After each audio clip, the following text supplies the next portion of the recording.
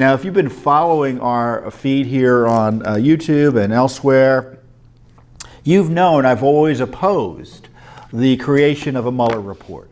We already had one shady dossier targeting President Trump, and we didn't need this corruptly formed investigation coming up with more smears based on what? I don't know. I didn't know at the time, but now I know it's not based on much, targeting President Trump. So the report is targeted, has at least two volumes. It's two volumes, volume 1 and 2. The first part is talks about Russia collusion. The second part is the Gossip Girl part, which talks about the obstruction allegations against the president. Now, the big news is obviously the fundamental basis of the Russia appointment of Robert Mueller is that they investigate the possibility of Russia collusion. And he found no evidence to establish that the Trump campaign colluded with or coordinated with the Russians in any interference efforts. So why do you ask, are there, let's see how many pages there are in part 1. It's nearly 200 pages. Why did it take him 200 pages to get to that conclusion? Because he wanted to paper the record with allegations that suggest collusion while, again, fundamentally exonerating the president of any collusion. And it's full of detail about insubstantial, immaterial, and many ways appropriate, in the case of Michael Flynn talking to the Russian ambassador, or legal contacts between Trump world and the Russians. Now, there's no there. Of course, they've known that from the beginning. And that's one of the scandals of this report. As Mr. Barr said at his press conference this week, no American, certainly no one in the Trump campaign, knowingly colluded with the Russians to try to sway our elections, interfere with our elections, or hack these Democrats, as has been alleged by Mueller. So when did they know there was no collusion? In February 2018, Attorney General Rod Rosenstein said the same thing to the American people when announcing indictments filed by the Mueller team against Russians for improper interference in our election campaigns.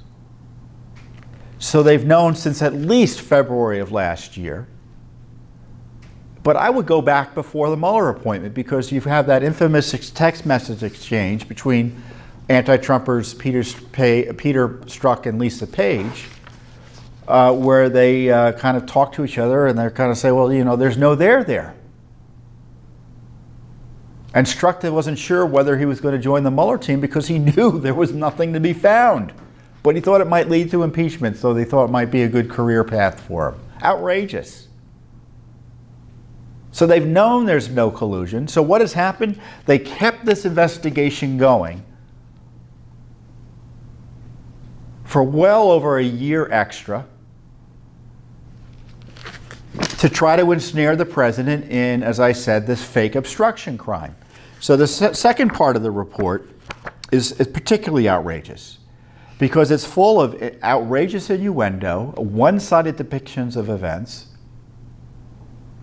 that suggests the president obstructed justice.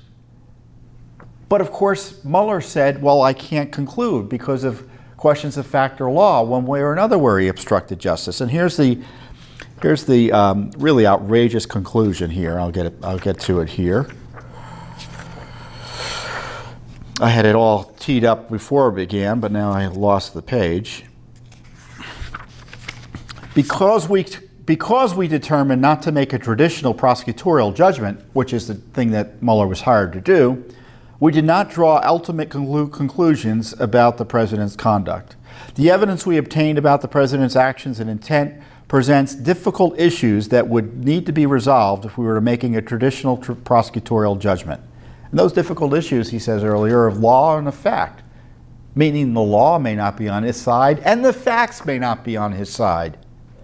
At the same time, if we had confidence after a thorough investigation of the facts that the president clearly did not commit obstruction of justice, we would so state.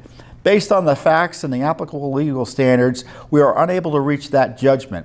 Accordingly, while this report does not conclude that the president committed a crime, it does not exonerate him. That is an outrageous smear. It's not the job of the special prosecutor to, quote, exonerate the president. He either prosecutes or he doesn't. And rather than admit he doesn't have the evidence to justify a prosecution, he suggests that it is there. And he wants to have his cake and eat it too, exonerate the president. Who exonerates the president? Not a special prosecutor. Another abuse of power by Mueller in this report. This is why it should never have been created. You have over 200 pages of Mueller criticizing implicitly the president's conduct as president over his administration of the Justice Department and the FBI. And the theory of Mueller is the president didn't like Sessions being recused, disagreed with his policy decision there, thought it was outrageous that Comey was targeting him or suggesting he was being personally targeted when in fact it was not happening. And that perception was impairing his ability to govern the nation.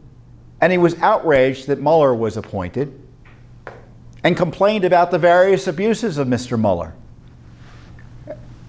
And Mueller suggesting his concerns and his efforts to try to rein in the Justice Department,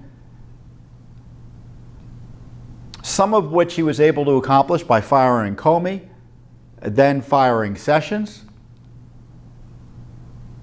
He suggests obstruction of justice. The president being president, under Mueller's theory of the law, it could mean he's obstructing justice.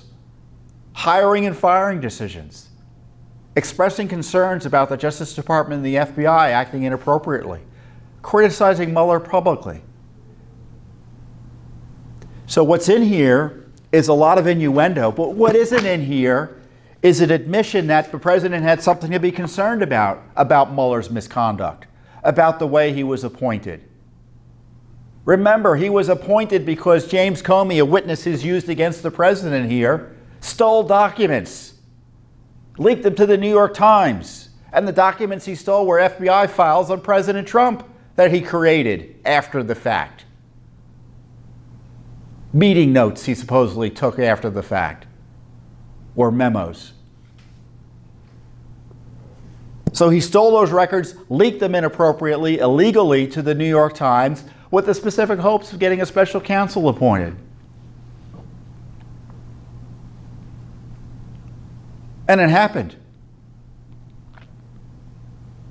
And the president was upset by that. He had every right to be. The special counsel suggests firing the special counsel could be obstruction of justice. The president has every right to fire a Justice Department employee, especially when they're abusing their power. The special counsel suggests that the president's concern about the way Manafort was treated was obstruction of justice. No acknowledgement that the president had reason to be concerned with that over-the-top, guns-drawn raid early in the morning.